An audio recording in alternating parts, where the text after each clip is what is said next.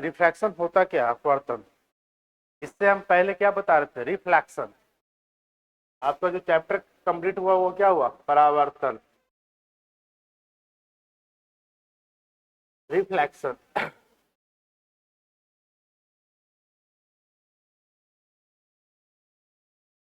बताओ अपवर्तन का मतलब क्या समझते हो। कोई नहीं, वो एक जिनको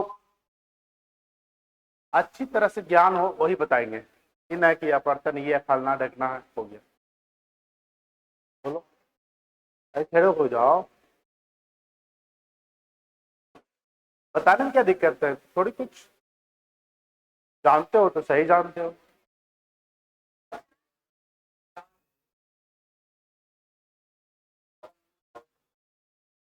तो दूसरी दिशा में मुड़ा तो वो तो परावर्तन हो गया। Change in direction, change in direction तो होता है, लेकिन यहाँ मीडियम चेंज होना चाहिए।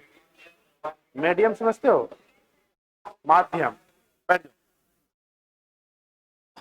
अपवर्तन कहने का अर्थ हुआ, थोड़ा समझना,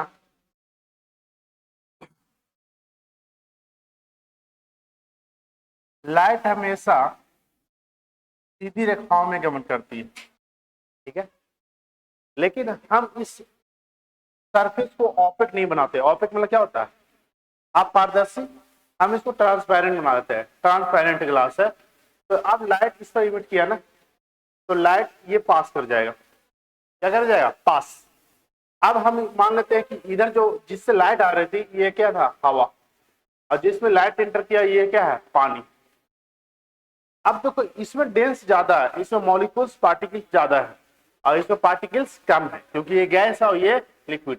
तो गैस में पार्टिकल्स क्या होता है, बहुत दूर दूर होती है, तो उसमें चलना आपको आसान है। अभी आपको बोलेंगे यहाँ से चलिए वहां, कितना सेकेंड लगेगा, 2 सेकेंड में चलेगा सर। अब पूरा पानी भर दे, आप बोले चलिए सर, तो 2 सेकेंड लगेगा, ज्यादा लग जाएगा।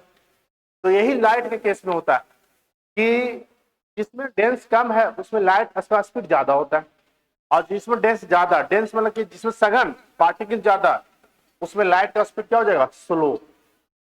तो अपवर्तन, अपवर्तन कहने का मतलब ये हुआ, जब प्रकाश एक माध्यम से दूसरे माध्यम में गति करती है, जब प्रकाश एक माध्यम से दूसरे माध्यम में गति करती है, तो ये क्या कहलाता है, प्रकाश का अपवर्तन। यहाँ पे किसका बज रहा है जी, प्रकाश से पढ़ रहे हैं ना। अब यहाँ समझना, पेपर में क्वेश्चन क्या आता है, प्रकाश जी देखिए मोबाइल अपना बंद।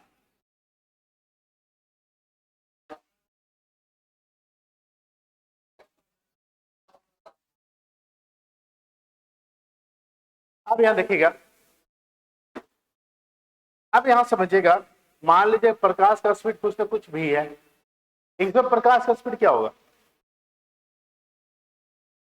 मान लीजिए हवा में प्रकाश का स्पीड कुछ ना कुछ होगा, तो इसमें प्रकाश का स्पीड क्या होगा, इससे ज्यादा कि कम। चलना थोड़ा दिक्कत है डेंस में, तो इसमें चाल स्पीड क्या हो जाएगा, कम। यानी जब प्रकाश एक माध्यम से दूसरे माध्यम में गति करती है तो उसका चाल डिफरेंट होता है, चाल क्या हो जाता है, बदल जाती है, ठीक है, वेवलेंथ भी बदल जाएगा, लेकिन दो चीज नहीं बदलेगा, यही पेपर में आता है, उसका फ्रीक्वेंसी और कलर। जब प्रकाश जब माध्यम चेंज करता है ना, उसकी आवृत्ति और रंग कभी बदलेगा नहीं। और ये ऐसा क्यों होता है, ये आपको धीरे धीरे समझ में आएगा, ठीक है। इससे ज्ञान की प्राप्ति गौतम बुद्ध को क्या धीरे धीरे प्राप्ति, उसी तरह को आपको अपवर्तन भी धीरे धीरे समझ में आएगा, ठीक है। बात कैसी कर रहा है जी तुम लोग, हाँ क्या बोल रहा है,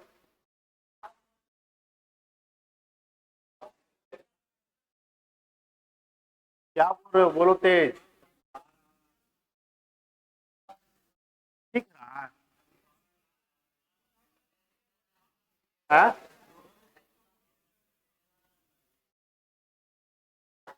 खड़े होकर बोलो क्या, हाँ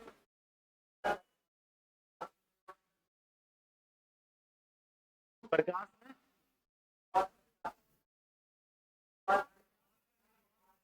अरे तो साफ बताइए ना, बगा क्या है, हमसे ना पूछेगा कि उससे पूछेगा।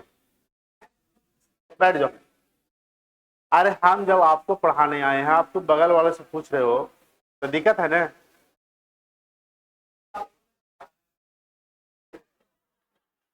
पैसा की बात तो अलग बात है।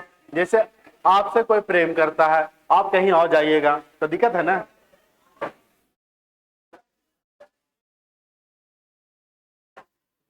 तीसरा आदमी में घुसने मत दो, दिक्कत है।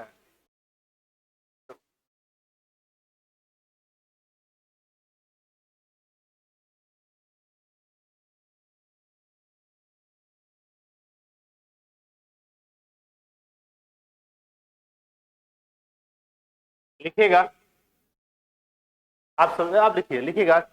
जब प्रकाश जब प्रकाश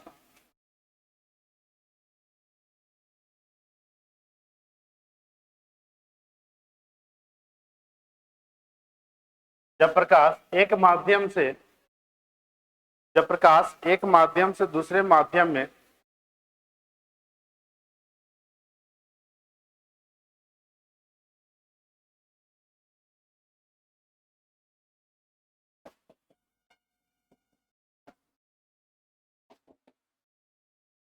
जब प्रकाश एक माध्यम से दूसरे माध्यम में गति करती है तो वह प्रकाश का अपवर्तन कहलाता है।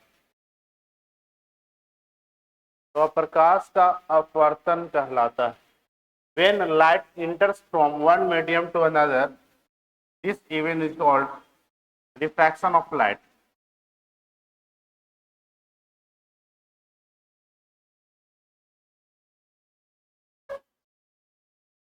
This event is called refraction of light. जब प्रकाश एक माध्यम से दूसरे माध्यम में गति करती है, अरे तब वन मीडियम यहां लिखो, एक जगह लिखना, one medium to another, one medium to another, this event is called refraction of light. अब यहां थोड़ा समझिएगा, हम अभी बता रहे हैं जैसे ये एक मीडियम क्या हो गया, इसको हम ले लिए एयर, तो ये रेयर मीडियम हो गया। रेयर समझते हैं ना, विरल माध्यम। विरल माध्यम कहने का अर्थ हुआ इसमें डेंस कम है, इसमें ऑप्टिकल डेंस कम है। ऑप्टिकल डेंस कम कहने का अर्थ हुआ प्रकाश की चाल ज्यादा। और एक ले लिए क्या, वाटर। वाटर कहने का अर्थ हुआ ये क्या है, डेंस, डेंसर मीडियम है, यानी सघन माध्यम, सघन माध्यम। अब यहां से जब लाइट इंटर की, ये ऑब्जेक्ट क्या है, ऑपेक है कि ट्रांसपेरेंट है, ट्रांसपेरेंट। जब प्रकाश इंटर कर रहा तो इसके स्पीड पर डिपेंड करेगा, इसका स्पीड क्या हो जाएगा, कम जाएगा पहले से। और अगर हम नॉर्मल डिनोट कर देते हैं, नॉर्मल, तो प्रकाश जो है रेयर मीडियम से डेंसर मीडियम में जाते समय ये नॉर्मल की ओर झुक जाएगा। किधर झुकेगा, नॉर्मल की ओर। क्यों, प्रकाश चाल कम होने के कारण, प्रकाश कम। अगर प्रकाश स्पीड रहता तो तेज निकल जाता, तेज निकलने के कारण क्या, नॉर्मल से दूर चला जाता। तो ये केस कब बनता है, जब डेंसर से रेयर में जाएगा तब। ठीक है, तो यहां देखिएगा, यहां आप ये चीज समझिएगा, ये क्या हो गया आपका आई, ये आपका क्या है आर। आर आपको ये नहीं लेना है, नॉर्मल से लेना, अपवर्तन कोण क्या लेना है, नॉर्मल से। ठीक है, तो ये आई है और ये आर है। अब बताइए आई बराबर आर, यस या नो, आई बराबर आर होगा कि नहीं होगा, कभी नहीं होगा, ये कभी होने वाला नहीं है, क्योंकि एंगल यहां पे क्या हो गया, चेंज। ठीक है, परिवर्तन का नियम में क्या बताए थे कि इंसिडेंट रे और रिफ्रैक्टिव रे और नॉर्मल तीनों एक बिंदु पर होना चाहिए। यहां भी पहला नियम सही है, इंसिडेंट रे एंड रिफ्रैक्टिव रे एंड नॉर्मल तीनों क्या है, एक पॉइंट पर होना चाहिए। लेकिन जो दूसरा पॉइंट है ना, ये आई बराबर आर नहीं होता है, यहाँ पर sine i divided by sine r equal to refractive index होता है, जिसे आप स्नेल का लॉ यानी स्नेल का नियम कहते हैं। स्नेल का नियम आपको समझना है, और इसे न्यूमेरिकल भी पूछा जाता है। स्नेल का नियम क्या कहता है, ये जो रिफ्रैक्टिव इंडेक्स जो हो रहा है, रिफ्रैक्टिव इंडेक्स कहने का अर्थ हुआ माध्यम, जिसका रिफ्रैक्टिव इंडेक्स कम, उसका वो क्या हो जाएगा, रेयर मीडियम, और जिसका रिफ्रैक्टिव इंडेक्स ज्यादा वो क्या हो जाएगा, डेंसर मीडियम। जैसे ये हवा है, ये पानी है, तो किसका रिफ्रैक्टिव इंडेक्स ज्यादा होगा? पानी का। पानी का क्या होगा? ज्यादा होगा, और हवा का क्या होगा? कम। रिफ्रैक्टिव इंडेक्स मीडियम को शो करता है। मीडियम कितना रेयर है या कितना डेंस है, ये शो करता है। अपूर्णांक का नाम सुने हैं? अपूर्णांक क्या होता है?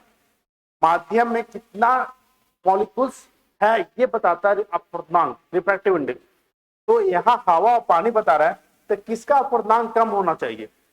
हवा का। पानी का अपूर्णांक कितना होता है? ज्यादा होता है।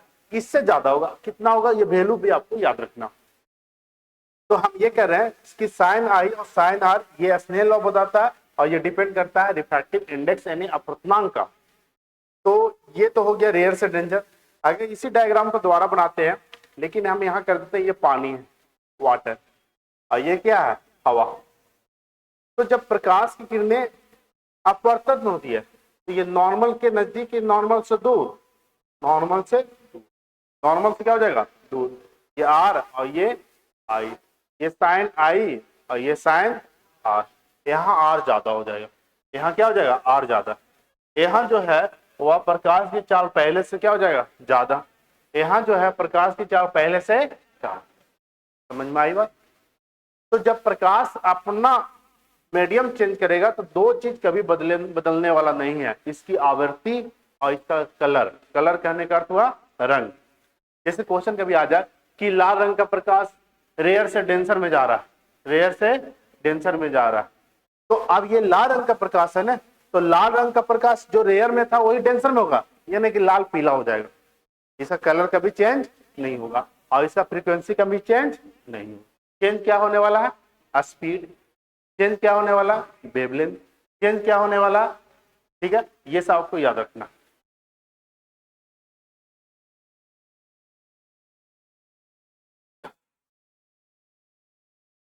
इसको लिखिएगा, इसको बना लीजिए और लिखवाते हैं इसके नीचे। ये रेयर मीडियम है, डेंसर है, और ये डेंसर है, ये रेयर।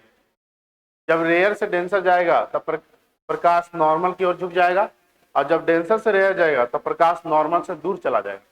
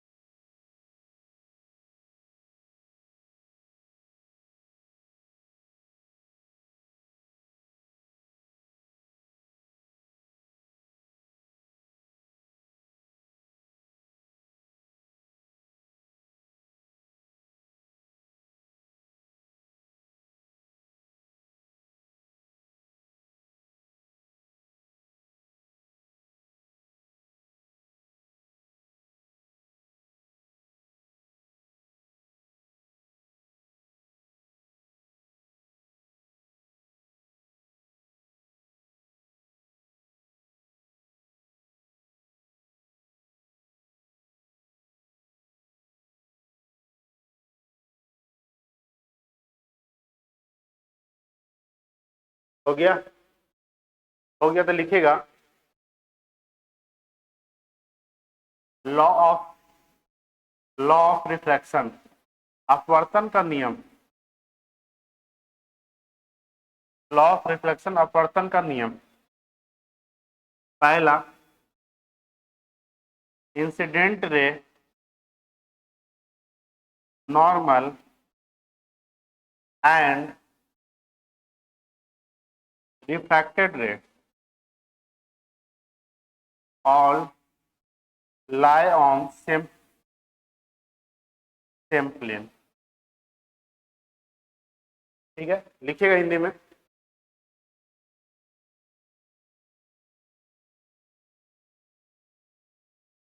लिखिएगा आपतित किरण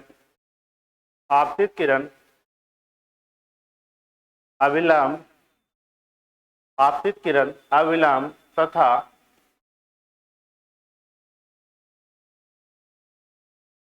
आपतित किरण अविलंब तथा अपवर्तित किरण तीनों एक ही समतल में होना चाहिए। यह एक ही समतल पर होता है।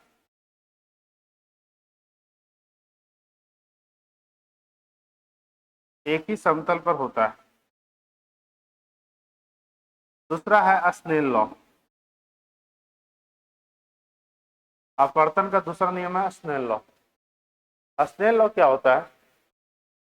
Sine i divided by sine r. I क्या है?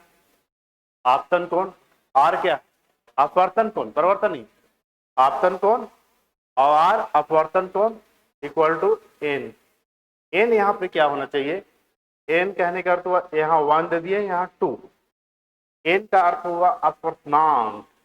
क्या हो गया? अपवर्तनांक, जिसे हम रिफ्रैक्टिव इंडेक्स कहते हैं। रिफ्रैक्टिव इंडेक्स, ये अपवर्तनांक क्या होता है? ये माध्यम को शो करता है। अगर इसको हम पूरी अच्छी तरह से फार्मूला बनाते हैं तो इसको लिख सकते हैं sine i divided by sine r equal to n2 by n1। n2 by n1। n2 क्या है? दूसरे माध्यम का अपवर्तनांक। n1 क्या है? पहले माध्यम का अपवर्तनांक। जैसा प्रकाश रेयर से डेंसर जाना है तो रेयर को क्या लिखेंगे? नीचे, और डेंसर को ऊपर। ठीक है, क्योंकि ये इसका प्रोपोर्शनल होता है और ये इसका। ठीक है, sine i divided by sine r equal to n2 by n1। ये वाला फॉर्मूला याद रखना, स्नेल लॉ। लिख लीजिए दूसरा, स्नेल का नियम। स्नेल का नियम,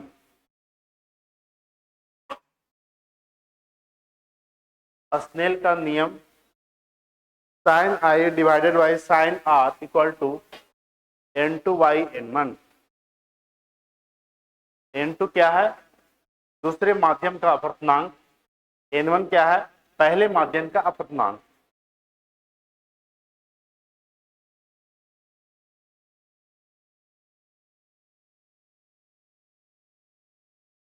याद रखना है सबको।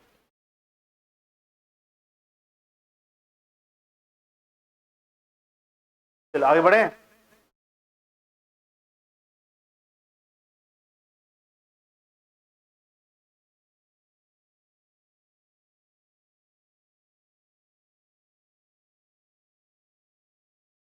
अब यहां से कुछ निरपेक्ष अपवर्तनांक आपको याद रखना है। निरपेक्ष अपवर्तनांक क्या होता है?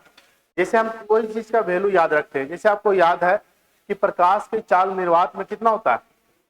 3 × 10⁸ मीटर, यही होता है। आपको उसी तरह से कुछ एब्सोल्यूट वैल्यू याद रखना। Absolute refractive index.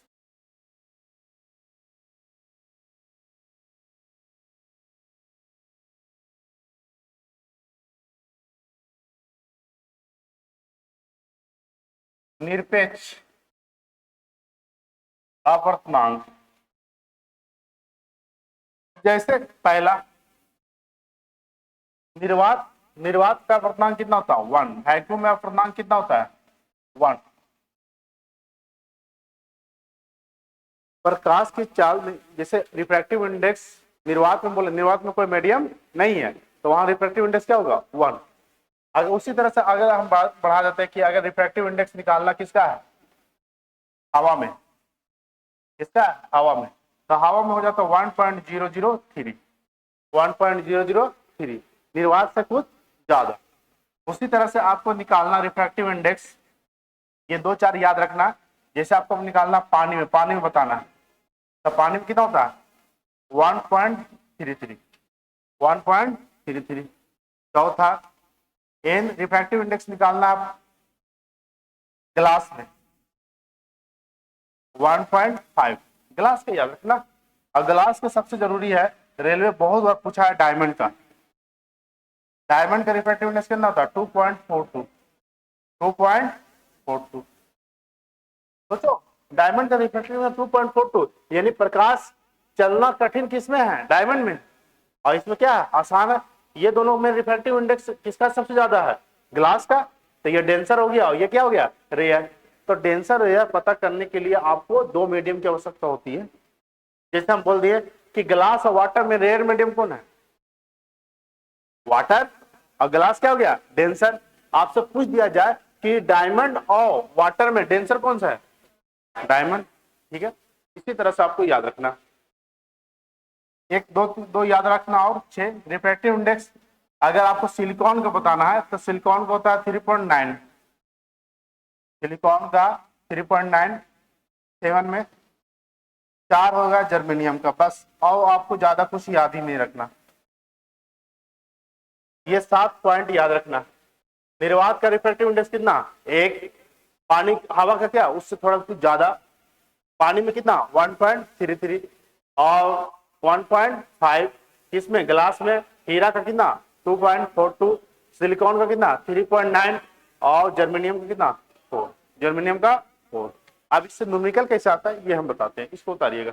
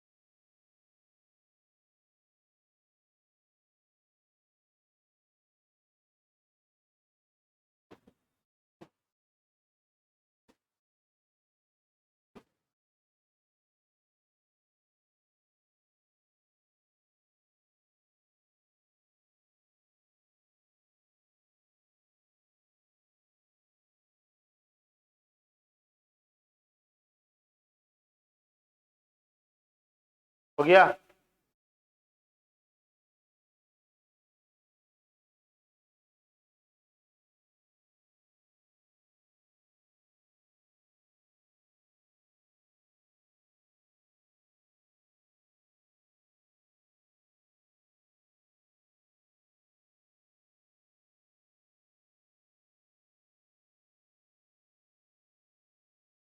आपको ये याद रखना है, speed of light, speed of light,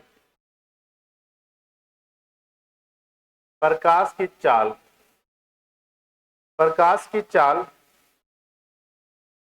निर्वात में कितना होता है 299792458 मीटर पर सेकेंड। ये एग्जैक्ट होता है बाबू। अब इसको हम पॉइंट बिठाते हैं, 1 2 3 4 5 6 7 8, तो 8 पर 2.99792458 इंटू 10 के पावर 8 मीटर पर सेकेंड। अब ये जो है 3 के लगभग बराबर है, किसके बराबर है, 3 के। तो आपके पेपर में रहेगा 3 इंटू 10 के पावर 8 मीटर पर सेकेंड, यानी 1 सेकेंड में 3 लाख किलोमीटर भाग जाएगा। सोच रहे हो 1 सेकेंड में कितना स्पीड है। आप ऐसा किए बस, स्पीड ऑफ लाइट कहाँ चल गया, लंदन, नहीं। पूछ रहे हो कितना स्पीड। पृथ्वी पर ऐसा कोई वस्तु नहीं है जो प्रकाश की चाल से अधिक हो सके, आपको ये याद रखना है। तो प्रकाश की चाल क्या है, अधिकतम है, इससे ज्यादा किसी का चाल पॉसिबल हो ही नहीं सकता। तो प्रकाश की चाल कितना है, 1 सेकेंड में सोचो ना 3 लाख। ठीक है, और ये बताने वाले पहले वैज्ञानिक कौन थे? गैलीलियो। गैलीलियो गैलीलियो बताए थे, लेकिन ये फेल कर गए, इनको असफल माना जाता है। याद रखना कि प्रकाश की चाल पहले वैज्ञानिक कौन थे जो फेल कर गए, असफल कर गए? गैलीलियो। ठीक है, इनका क्रेडिट नहीं जाता, ये बताए तो ले लेकिन फेल कर गए, सही से नहीं बताए थे। तो नेक्स्ट आए थे रोमर। कौन आए? रोमर। रोमर जी सफल रहे, प्रकाश की चाल सही तरह से बताएं। और लास्ट में पूरा कंप्लीट करने वाले वैज्ञानिक थे फिजियो। फिजियो फिजियो आपका ये आंसर रहेगा क्या, कि प्रकाश की चाल सफल कौन बताए थे? रोमर। कौन बताए थे? रोमर। सबसे पहले असफल कौन किए? तो किसी तरह से क्वेश्चन आएगा तो देखना है, ये नहीं कि गैलीलियो मार देना। ठीक है, तीनों बता दिए। रोमन नहीं रहेगा तो फिजियो रहेगा, फिजियो रहेगा तो रोमन नहीं रहेगा। ठीक है, तो प्रकाश की चाल सबसे सफल कौन बताए थे? रोमन। तो लिख लीजिएगा, प्रकाश की चाल एग्जैक्ट कितना होता है? 299792458 मीटर पर सेकेंड। आपको ये याद नहीं रखना, ये याद रखना।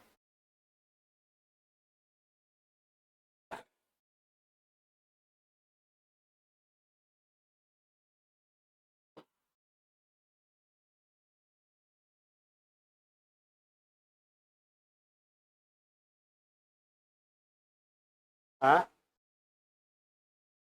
क्या बोल रहे हो? हाँ तो लिख लो, तो हम मना कहीं थोड़ी कह लें, क्या लिखना है? बेचैन हो रहा है कि कौन लिखे? हम ये भी तो बताए कि आपका यही रहेगा मेन। न्यूमेरिकल भी बनाओगे तो इसी का यूज करोगे, इसका यूज करोगे न्यूमेरिकल बनाते समय।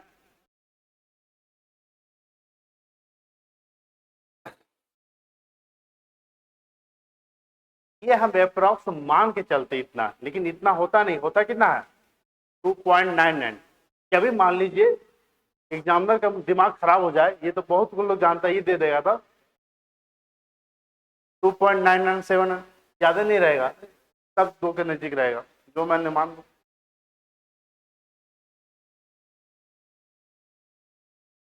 जैसे एक साल में कितने दिन होते हैं? हाँ, एग्जैक्ट कितने? और एक बार पूछा गया 365 दिन नहीं था ऑप्शन में, 366 भी नहीं था। हाँ,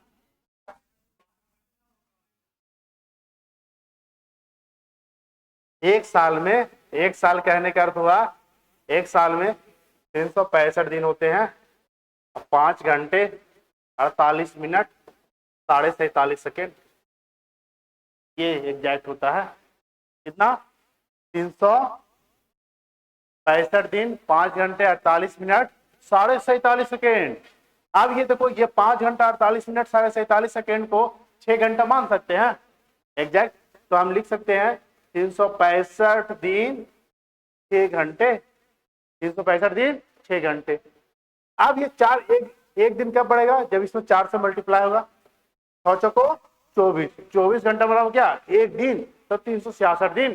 तो हर चौथा साल लीप ईयर हो जाएगा, हर चौथा साल क्या होगा? Leap year. क्या 4 से गुना करेंगे तब ना, तो हर चौथा साल 366 दिन हो जाता है।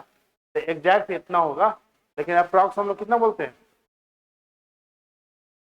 उसी तरह से प्रकाश की चाल में है बाबू, ये एग्जैक्ट नहीं है, एग्जैक्ट ये है, अप्रॉक्स मान के चलते हैं 3 × 10⁸ मीटर पर सेकेंड। चलो, अब यहां जो है जितना भी प्रकाश की चाल आप याद रखे हैं वह रिफ्रैक्टिव इंडेक्स 1 लेकर के निर्वात, क्योंकि निर्वात में प्रकाश की चाल कितना होता है? 3 × 10⁸ मीटर पर सेकेंड। तो इसका रिफ्रैक्टिव इंडेक्स कितना है? 1। इसका रिफ्रैक्टिव इंडेक्स 1। अब किसी का पूछ दिया जाए कि चलिए पानी में प्रकाश की चाल बताइए, तो जी पानी में प्रकाश की चाल बताना है आपको, किसमें बताना है? पानी। या आप ऐसे पूछ दिया जाए कि चलो ठीक है, ग्लास के सापेक्ष पानी का रिफ्रैक्टिव इंडेक्स बताइए, ऐसे भी क्वेश्चन आ सकता है। ठीक है, तो पूछने का तरीका चल सकता है। तो यहां जो बताने वाले हैं उसको याद रखिएगा। एन बराबर होता है सी बाई वी। एन बराबर सी बाई वी। एन क्या है? अपवर्तनांक। एन क्या है? अपवर्तनांक। सी क्या है? प्रकाश की चाल। सी क्या है? प्रकाश की चाल। और बी क्या है? माध्यम में प्रकाश की चाल। माध्यम में प्रकाश की चाल। माध्यम में प्रकाश की चाल। आपका एन क्या है? Refractive index. सी क्या है? प्रकाश की चाल। बी क्या है? माध्यम में प्रकाश की चाल। ये अगर याद है ना तो आपसे क्वेश्चन बनेगा। जैसे क्वेश्चन है,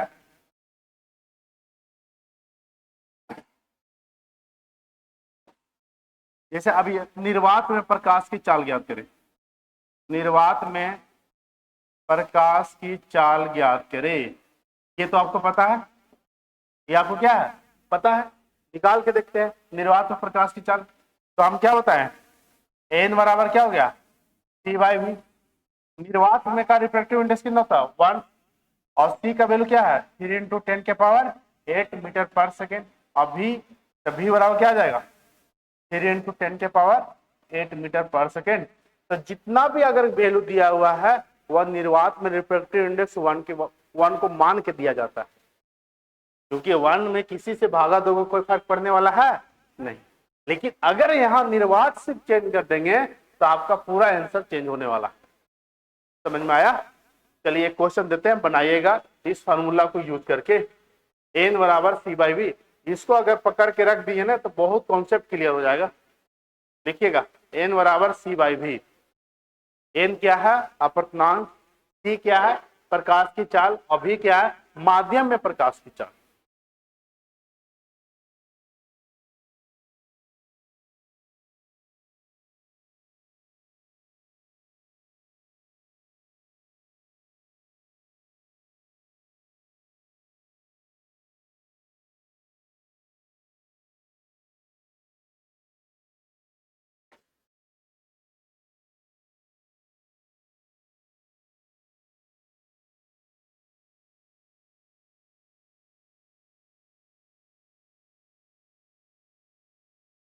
माध्यम में प्रकाश की चाल।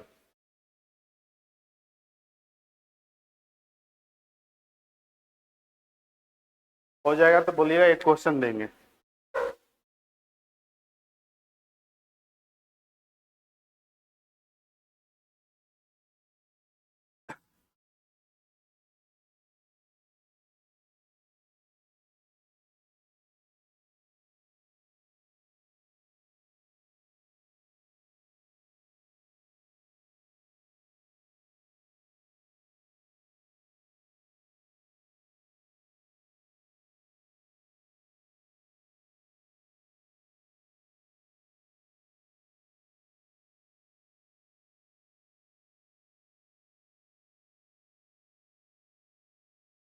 चलिए देखिएगा, हो गया। देखिएगा नेक्स्ट क्वेश्चन।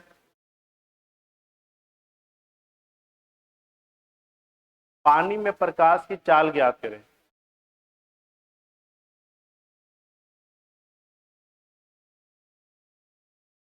पानी में प्रकाश की चाल ज्ञात करें। Find speed of light in glass.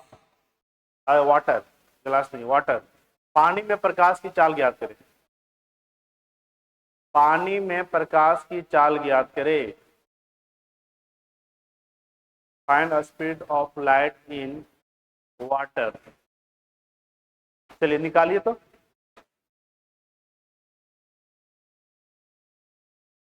हाँ,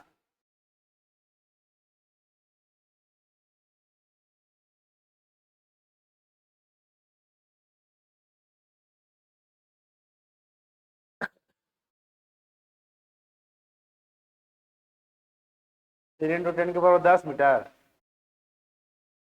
10 के पावर 10। अरे अभी हम कॉन्सेप्ट दिए हैं कि प्रकाश की चाल 3 इंटू 10 के पावर 8 मीटर से ज्यादा नहीं होना चाहिए। आप लोग ज्यादा बता रहे हो। अब 6 होगा। अब 10 से 6 हो गया। अरे ये मैक्सिमम है, इससे ज्यादा आंसर आ रहे हो तो महामूर्ख हो। इससे कम बताओ, 3 × 10⁸ से कम होना चाहिए। हाँ 2 पॉइंट, हाँ देखो इसका कम है, इसका सही हो सकता है। चलो याद रखो, प्रकाश की चाल निकालना है, प्रकाश की चाल निकालना किसमें, पानी में। तो एन बराबर क्या हो गया, C/V। एन क्या, रिफ्रैक्टिव इंडेक्स किसका, पानी का। पानी का रिफ्रैक्टिव इंडेक्स कितना बताए थे, 1.33। इसको लिख सकते हैं 4/3, 1.33 को लिख सकते हैं 4/3। ठीक है, वही बात तो बराबर है। और सी क्या हो गया, 3 × 10⁸ मीटर/सेकेंड। और भी निकालना है, भी क्या है निकालना, तो भी बराबर क्या हो जाएगा, 3 × 9/4 इंटू 10⁸ मीटर/सेकेंड। तो भी बराबर क्या हो गया, 4 दूनी 8, 3 4 दूनी 8, 2.25 इंटू 10⁸ मीटर/सेकेंड। ये होगा आंसर, 2.25 इंटू 10⁸ मीटर/सेकेंड। ये पानी में प्रकाश की चाल है, याद रखना। किसी भी माध्यम में प्रकाश की चाल निकाल सकते हैं, बशर्ते उसका अपर्तांक आपको याद होना चाहिए, क्या अपर्तांक दिया रहेगा। 4.3, कौन 4.3 पूछ रहा है। अरे 1.33 को लिख सकते हैं 4/3। हाँ, अब तुमको मैथ नहीं आता तो छोड़ दो, मत पढ़ो। अजीब लड़का, इसको भागा देख के तो देखो।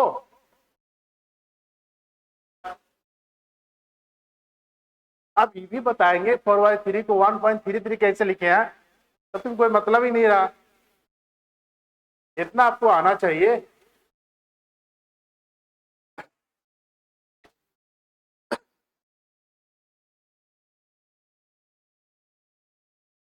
चलिए नेक्स्ट क्वेश्चन। रिफ्रैक्टिव इंडेक्स जितना बताया उसी को याद रखना है। निर्वात का रिफ्रैक्टिव इंडेक्स कितना, 1। हवा का कितना, 1.003। ग्लास का कितना, 1.5। पानी का कितना, 1.33। अब पानी का लिख देंगे 3/2, तो सही कि गलत, ग्लास का 3/2। अरे ग्लास का रिफ्रैक्टिव इंडेक्स 3/2 सही है गलत है, अरे 1.5 को लिख सकते हैं 3/2। तो न्यूमेरिकल बनाते समय इतना तो दिमाग लगाना पड़ेगा। ठीक है, लिखिएगा, नेक्स्ट क्वेश्चन लिखिएगा।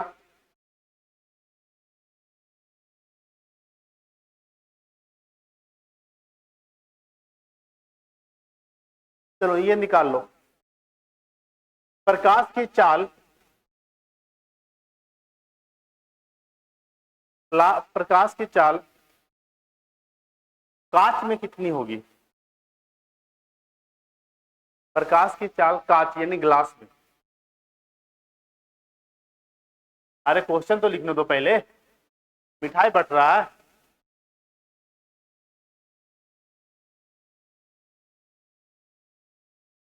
प्रकाश की चाल ग्लास में कितनी होगी।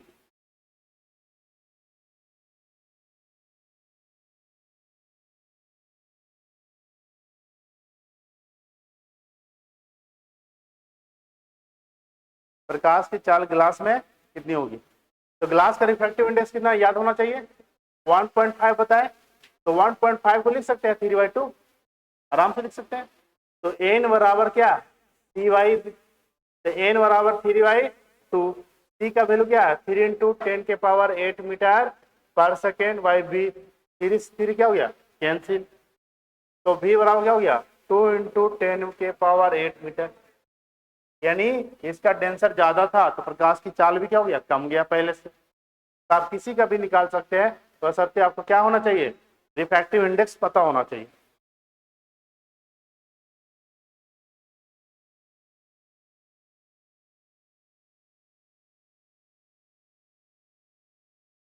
लिखिएगा पॉइंट देकर के, नोट पॉइंट देकर के लिखिएगा। बताइए, जब मीडियम चेंज कर रहा है तो प्रकाश का चाल चेंज हो रहा है कि नहीं हो रहा, हो रहा है। स्पीड क्या हो रहा है, चेंज हो रहा है, सारा चीज चेंज होगा। लेकिन दो चीज चेंज नहीं होगा, एक फ्रीक्वेंसी और दूसरा कलर, दूसरा क्या, कलर। ये कभी चेंज नहीं होने वाला, यही क्वेश्चन रहता है। देखिएगा, जब प्रकाश की चाल, वेलोसिटी तो डायरेक्शन चेंज होगा तो होगा ही बाबू, मीडियम चेंज, जब स्पीड चेंज हो गया तो वेलोसिटी डिफरेंटली चेंज होने वाला है। ठीक है, जब प्रकाश जब प्रकाश एक माध्यम से दूसरे माध्यम में जब प्रकाश एक माध्यम से दूसरे माध्यम में गति करती है, जब प्रकाश एक माध्यम से दूसरे माध्यम में गति करती है तो उसकी आवृत्ति तथा रंग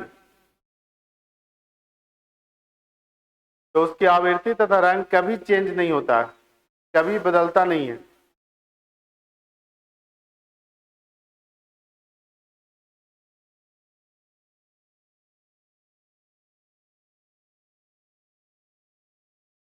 जब प्रकाश एक माध्यम से दूसरे माध्यम में गति करती है तो उसकी आवृत्ति यानी फ्रीक्वेंसी और कलर यानी रंग कभी बदलता नहीं। ठीक है, कभी चेंज नहीं करेगा। चलिए, अब एक क्वेश्चन लिखिएगा, हो गया यहां तक। लिखिएगा, प्रकाश की चाल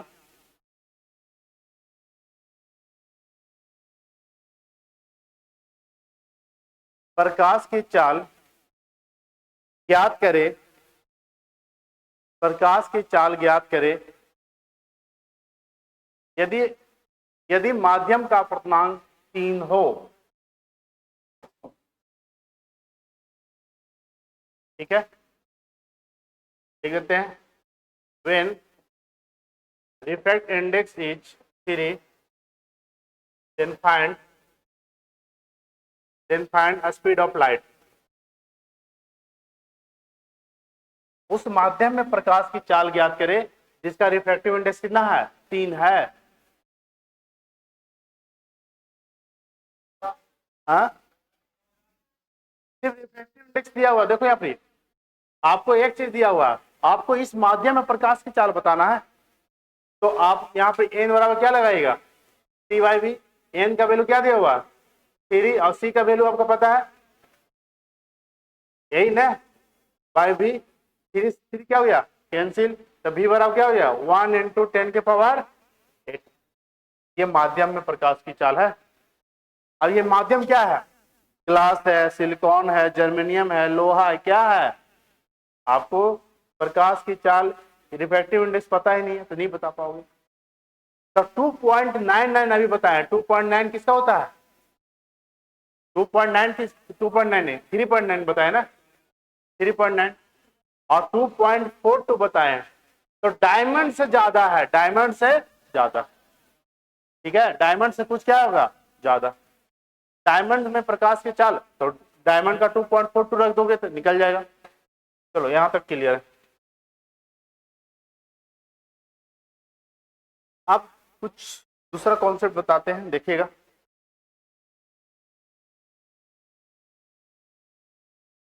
एन बराबर सी बाई वी, एन बराबर क्या होता है, सी बाई वी।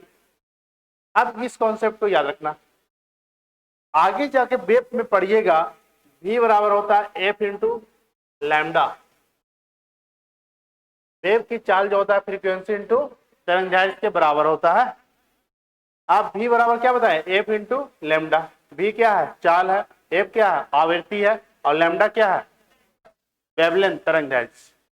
तो हम यहाँ n बराबर लिख सकते हैं c by F into lambda, yes या नो, ये लिख सकते हैं, v का वैल्यू रख देंगे। ये आपको वेव की चाल है, वेव की चाल में ये बताएंगे आपको। आप बताइए, फ्रीक्वेंसी तो कभी चेंज नहीं होने वाला, अभी लिखवाए, फ्रीक्वेंसी कभी चेंज नहीं होगा। सी भी क्या है, कांस्टेंट है, ए भी क्या है, कांस्टेंट है। तो ये माध्यम किस पर डिपेंड कर रहा है, लेमडा क्या है, तरंग दैर्घ्य, लेमडा क्या है, तरंग दैर्घ्य। आपको बस इतना समझना है। तो आपको ये बताना, लाल रंग का प्रकाश और पीला रंग का प्रकाश, दोनों में चाल किसका ज्यादा होगा। थोड़ा सोच के बताना।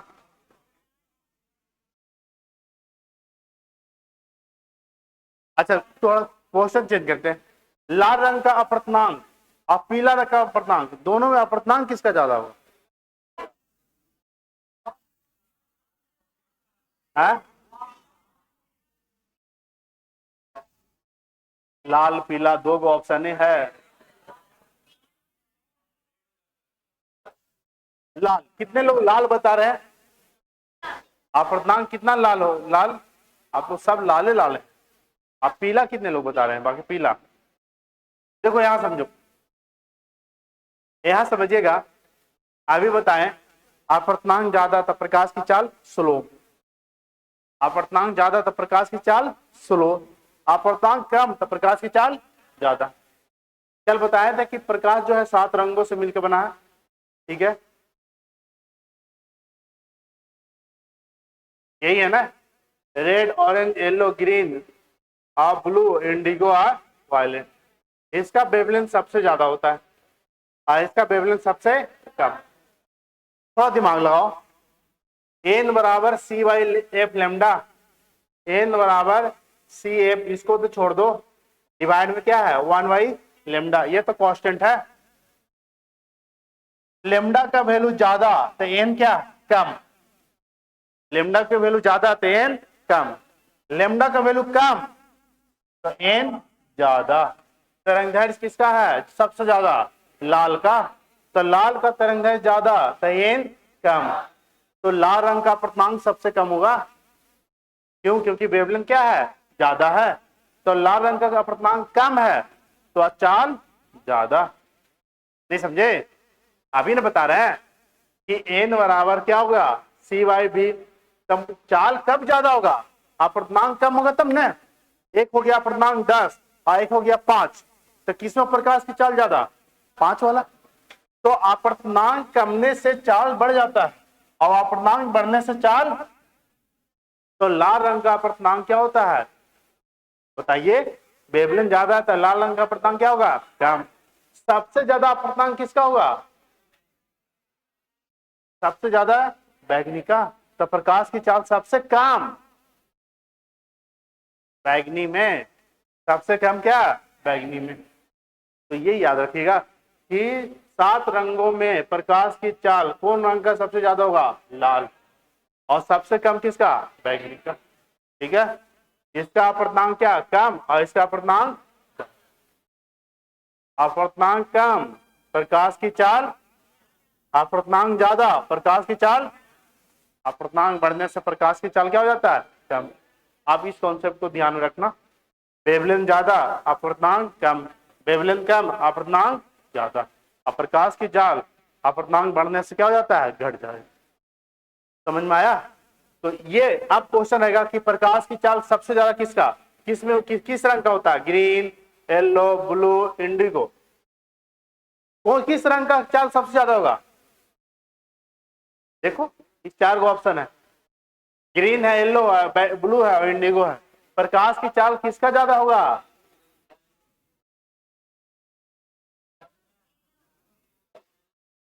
अरे बोलो। हाँ, बैगनी कैसे हो जाएगा गधा लड़का?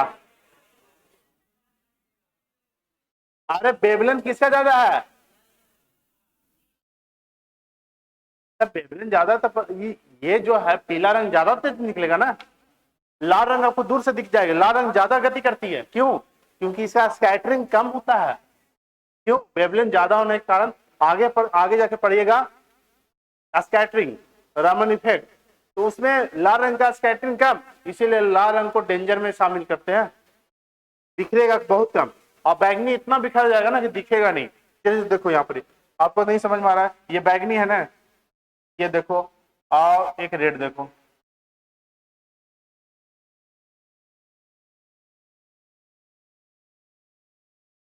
कौन अच्छा दिख रहा? लाल वाला? रेड वाला दिख रहा है ना अच्छा। और जो दूर वाला होगा जिसका आई प्रॉब्लम होगा, ये दिख ही नहीं रहा कि क्या किया है सर, कुछ है कि नहीं है। जो नहीं दूर दृष्टि नहीं देख पाएगा वो तो ये दिख ही नहीं पाएगा।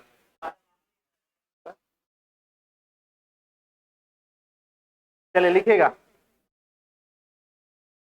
ये समझ में आया कि नहीं आया? लाल रंग का चाल क्या होगा? ज्यादा। क्यों? वेवलेंथ ज्यादा होने से अपवर्तनांक कम। ठीक है, क्वेश्चन आ जाए किस रंग का अपवर्तनांक सबसे कम?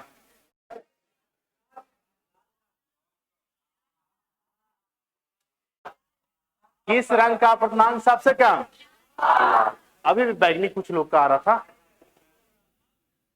लाल रंग का अपवर्तनांक कम, चाल ज्यादा, कम ज्यादा। किस रंग का अपवर्तनांक सबसे ज्यादा? तो चाल चाल कम हो जाएगा। समझ में आया? अपवर्तनांक माध्यम को शो करता है, यानी उसमें पार्टिकल ज्यादा है, प्रकाश की चाल धीरे धीरे चलेगा। चलो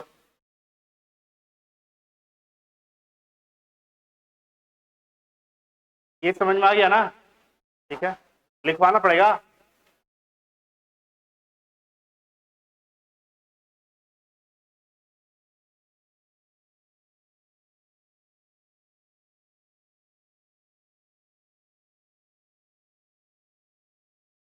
आप एक थोड़ा कॉन्सेप्ट बताते हैं।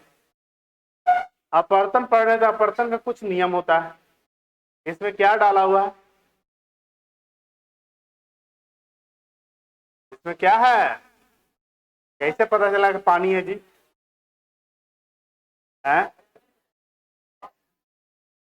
वाटर। क्या है? वाटर। पानी नहीं है, वाटर। आप थोड़ा समझना यहाँ पर। कभी गए हैं तालाब के किनारे? गए हैं? ठीक है, गांव का तालाब जो होता है उसमें तो देखिएगा ना, जो पानी साफ रहे, ये ना कि नाली वाला पानी, ठीक है, पानी पूरा साफ रहे, तो देखिएगा कि अरे आराम से वहां से मछली उछली पकड़ने, या लगेगा ना कि जैसे आप किनारा क्रॉस कीजिएगा तो छोटा सा नाला रहेगा, अरे पानी तो इतना ही है, लेकिन जैसे रखिएगा ना आपको उम्मीद से ज्यादा पैर चला जाएगा। आपको लगेगा कि गहराई क्या है, छोटा है, लेकिन गहराई कितना निकलेगा? इतना। इसके पीछे रीजन है, जब प्रकाश रेयर से डेंसर जा रहा था, हम लोग किस में थे? रेयर में। अब प्रकाश किस में चला गया? पानी के अंदर, डेंसर में। आई से कांटेक्ट पकड़ने गया तो वह जो तली है ना, ऊपर उठा हुआ महसूस होगा। अब उस समय फिजिक्स तो पढ़े नहीं है, तो भेजाम तो लगेगा नहीं कितना गहरा है, तो वह अपवर्तन के कारण जो है तली ऊपर उठा हुआ दिखाई देता। तो कभी क्वेश्चन आ जाए कि बाल्टी में या तो सिक्का क्वाइन हो या लेमन हो, या कह सकते हैं बाल्टी में भरी हुए पानी में अगर तली ऊपर उठा हुआ दिखाई दे रहा है, तो किसके इसके पीछे क्या कारण है? अपवर्तन। क्या कारण है? अपवर्तन। ये होता कैसे है देखो, समझना। जैसे इस तली को हमको देखना, तो ये तली रियली में इसकी गहराई कितनी है पता नहीं है। अगर रियली में इसका गहराई दे दिया जाए तो आपसे पूछा जाएगा कि आभासी गहराई बताइए जो आपको महसूस हो रहा था। नहीं समझे? जैसे क्वेश्चन है कि ये इसका लंबाई, इसका गहराई जो है 24 मीटर है, तो अपवर्तन के कारण इसका आभासी गहराई कितना महसूस होगा, आपको ये बताना है। तो इसको समझने से पहले कुछ कॉन्सेप्ट समझ जाओ। जैसे हमको इस तली को देखना है, तो इस तली को देखने के लिए हमको क्या चाहिए? आग। अरे आग तो है, ये है, ठीक है। इसके लिए 2 लाइट चाहिए। कितने लाइट? 2 लाइट। अब यहां से इसको, इस तली को देखना है, तो ये तली को देखना है, यहाँ आंख से देख रहे हैं, चलो आपका आंख रख दिए, तो ये तली जब इमिट करेगा, ये तली को देखना है, तो ये पानी क्या है? डेंसर है। ये हवा क्या है? रेयर है। तो डेंसर से रेयर में प्रकाश जाएगा, तो नॉर्मल से नजदीक की दूर, नॉर्मल से क्या चल जाएगा? दूर ना। नॉर्मल से क्या चल जाएगा? दूर। तो ये कभी दिखने मिलने वाला है? नहीं मिलेगा कभी। ये कहीं और जा रहा है, ये कहीं और जाएगा, तो वास्तविक रूप से कहीं मिलेगा नहीं। और इसको मिलाने के लिए हम काल्पनिक इमेज बनाते हैं नीचे की ओर, यानी ये जो है तली है वह यहां दिखाई देगी, इसका हर पॉइंट कहां दिखाई देगा? यहां। इसी को बोलेंगे आभासी गहराई। आभासी गहराई क्या बोलेंगे? आभासी गहराई। अपवर्तन के कारण ये रियली में तली की गहराई कितना है? 24 मीटर, लेकिन ये 24 मीटर ना दिखाएगा, 24 से कम दिखेगा। कितना कम दिखेगा? इसको बनाने से पहले आपको ये समझना है कि अगर कभी आभासी गहराई निकालना रहे, आभासी गहराई बराबर वास्तविक वास्तविक गहराई divided by N, divided by N. N क्या है? एन क्या है? अपना आभासी गहराई क्या होगा? आभासी गहराई को हम डिनोट कर देते हैं डी डैश से और वास्तविक गहराई को डी से। डी मतलब क्या हो गया? एक्चुअल। तो हमको डी डैश निकालना है, तो डी डैश बराबर क्या हो गया? D by N. तो डी डैश आभासी है, डी रियल में कितना है? 24, और एन किसका? अपर्तनांक। किसका? पानी का। पानी का अपर्तनांक कितना होगा? 1.33। तो 1.3 को लिख सकते हैं 4/3, तो 3 यहां चल जाएगा, तो 6 चौको यानी ये 18 मीटर दिखेगा। वह रियल में कितना है? 24 मीटर। अब आपको दिखेगा कितना? 18 मीटर। तो पानी ऊपर, यानी पानी जो तली है ऊपर उठा हुआ दिखाई दे रहा है, किसके कारण? अपवर्तन के कारण। किसके कारण? अपवर्तन। तो अगर कभी क्वेश्चन आ जाए कि अगर किसी तालाब की गहराई 100 मीटर है तो उसकी आभासी गहराई कितनी होगी, तो पानी का रिफ्रैक्टिव इंडेक्स से भागा दे देना, उसका आभासी गहराई निकल जाएगा। समझ में आया? पानी का रिफ्रैक्टिव इंडेक्स से उसका एक्चुअल गहराई, एक्चुअल डेप्थ में भागा दे दीजिएगा, क्या निकल जाएगा? आभासी गहराई। ये रियली में कितना था? 24। कितना दिख रहा है? 18।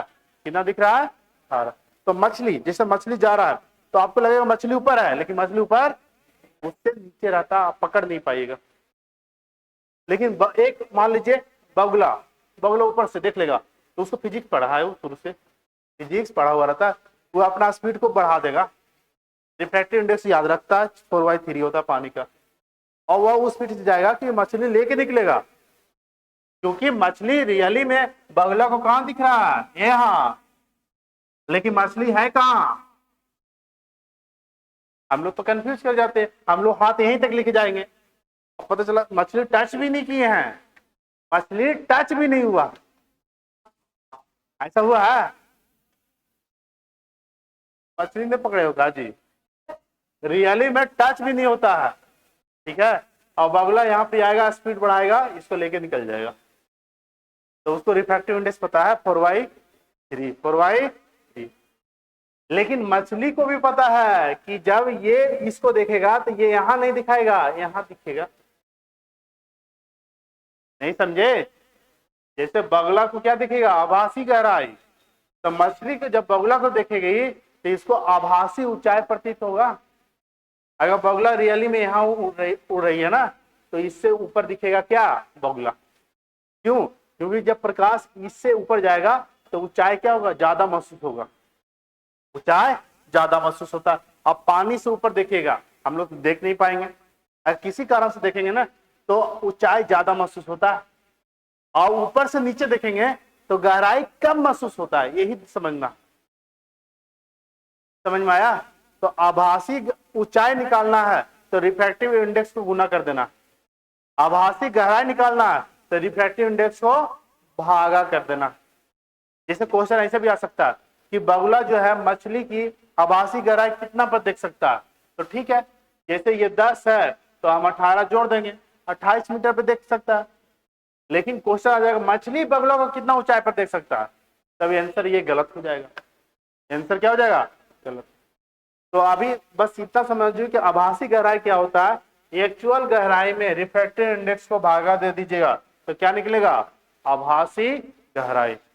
समझ में आया कि नहीं आया? बगुला वाला छोड़ दो, मछली वाला बगला छोड़ दो, बगला मछली को देख रहा है, समझ में आया कि नहीं आया? चलिए इसको बना लीजिए, बन जाएगा, काट कुट दिए।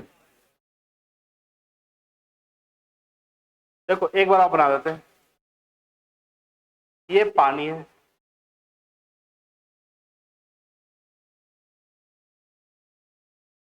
अब इस तली को ऊपर इस तली को हम ऊपर देख रहे हैं, तो इसके लिए हमको 2 लाइट की आवश्यकता पड़ती है। कितने लाइट? 2 लाइट। जब प्रकाश डेंसर से रेयर में जाएगा तो प्रकाश नॉर्मल से कहां? दूर। नॉर्मल से क्या? दूर। अब ये पीछे की ओर बढ़ाएंगे पीछे की ओर बढ़ाएंगे तो तली कहाँ दिखेगा? उठा हुआ। तली कहाँ दिखेगा? उठा हुआ। इसी को बोलते हैं डी डैश। डी डैश आभासी गहराई।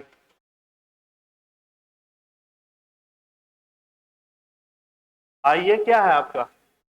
वास्तविक गहराई। इसको डी। ठीक है। अगर डी 24 मीटर दिया हुआ है, यानी वास्तविक गहराई 24 मीटर दिया हुआ है, तो आभासी गहराई निकाले। तो आभासी गहराई का फॉर्मूला होता है डी डैश बराबर D by N. D by N. तो डी डैश, डी 24 है, एन किसका? पानी का रिफ्रैक्टिव इंडेक्स 4/3 होगा। तो डी डैश बराबर 18 मीटर। ये आभासी गहराई हो जाएगा। इसको उतार लीजिए सही से।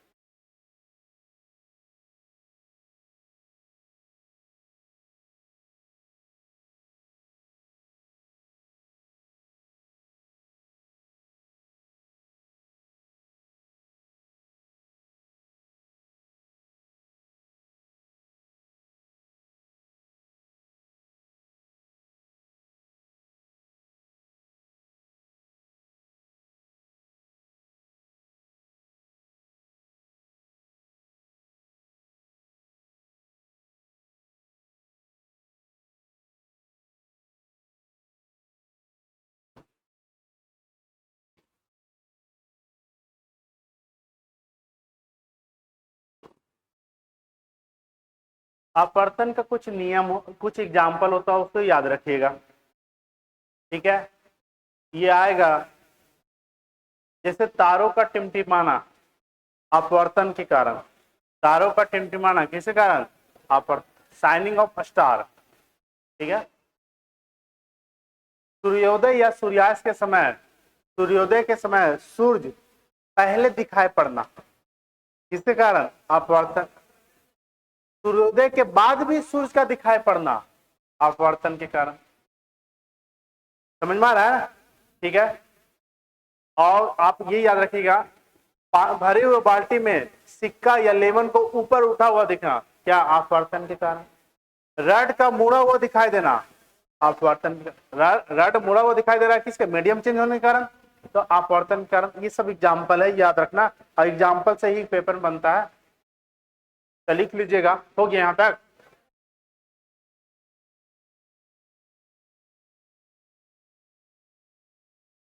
देखिएगा एग्जाम्पल ऑफ रिफ्रैक्शन, अपवर्तन का उदाहरण। पहला, तारों का टिमटिमाना। तारों का टिमटिमाना। क्वेश्चन आ जाए कि तारे टिमटिमाते हैं किस फेनोमेना के कारण? आपको रहेगा total internal refraction, dispersion, refraction, reflection. किसके कारण? रिफ्रैक्शन। पहला एग्जांपल लिखिएगा, तारों का टिमटिमाना, शाइनिंग ऑफ स्टार्स। तारों का टिमटिमाना। दूसरा,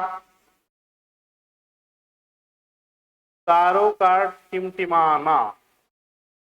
दूसरा,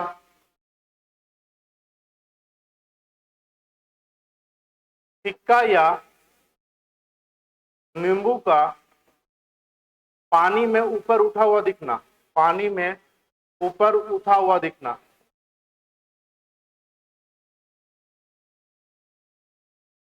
सिक्का या नींबू का पानी में ऊपर उठा हुआ दिखना। तीसरा,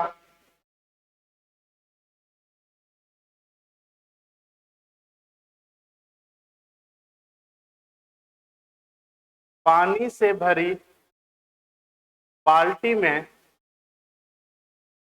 छड़ का मुड़ा हुआ दिखाई देना। मुड़ा हुआ दिखाई देना। पानी से भरी बाल्टी में छड़ का मुड़ा हुआ दिखाई देना।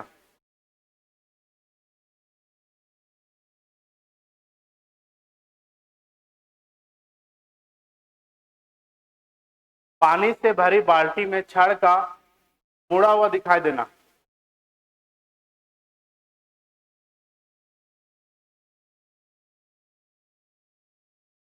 हो गया तीन।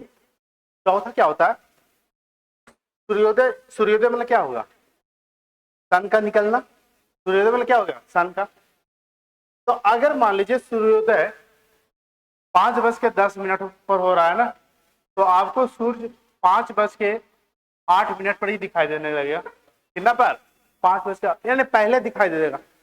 जैसे छठ पूजा में जाते हैं ना, सुबह का मॉर्निंग का अर्घ देने, तो अर्घ देने जाते हैं तो देखिएगा पहाड़ जो नहीं आने लगेगा कि अभी नहीं निकले हैं, और रियली में नहीं निकले हुए रहते हैं। क्योंकि अपवर्तन ये कहता है कि अगर आपका सूर्योदय 5:10 पर हो रहा है तो आपको 5:05 पर ही सूर्य दिख जाएगा। रियली में क्या सूर्योदय हो चुका है? नहीं। और लोग आरक दे देंगे कि चलो ठीक है सूर्योदय हो गया। तो आप बताओ पुण्य मिलेगा? तो फिजिक्स पढ़ना पड़ेगा ना। तो छठ पूजा करने से पहले फिजिक्स पढ़ना। नहीं समझ में आया कि नहीं आया?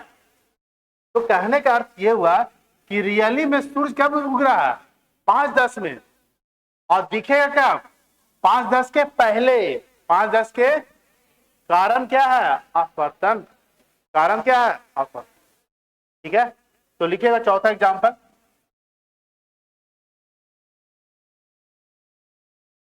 सूर्योदय के समय सूरज का पहले दिखाई पड़ना।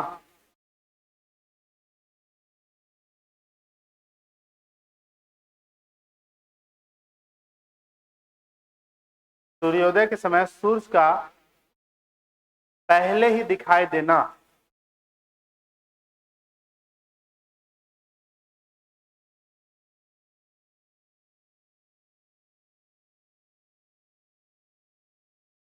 पांचवा, यानी सूर्योदय हुआ नहीं और सूरज दिखाई पड़ गया, तो किसी कारण? अपवर्तन।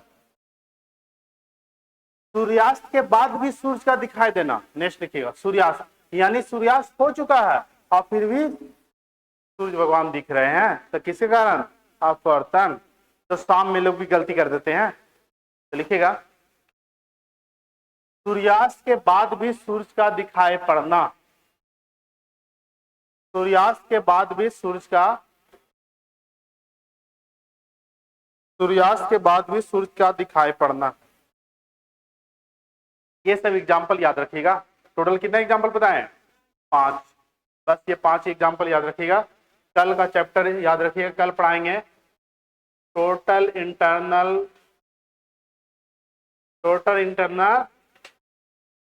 रिफ्लेक्शन। कल का चैप्टर ये है, ठीक है।